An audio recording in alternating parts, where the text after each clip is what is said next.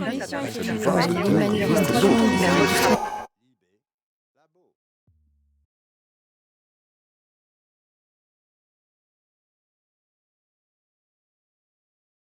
Il le permettrait un petit peu, mais certainement pas dans les proportions auxquelles on rêve.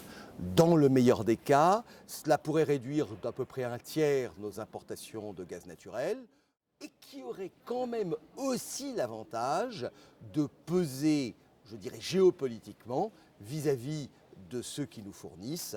Je pense en particulier à la Russie, à l'Algérie ou au Qatar. Le mythe aujourd'hui du gaz de schiste à la française est impossible. Et ce que je dis là pour la France vaut pour l'ensemble des pays européens. Donc croire aujourd'hui au développement du gaz de schiste pour reconquérir l'indépendance énergétique, c'est juste du flan.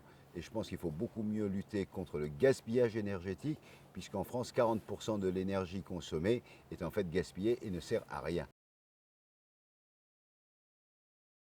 Je pense qu'aucun politique rationnel ne cherchera à rouvrir le débat, au moins jusqu'à la fin de la législature. C'est-à-dire que le débat, à mon sens, est à peu près clos pour les 4 années à venir. Donc le combat continue et surtout il s'élargit aujourd'hui. Si on veut sortir des problèmes énergétiques dans les différents pays, il faut qu'on ait une réflexion globale, donc une réflexion européenne, à la fois en termes de production, d'importation et de consommation.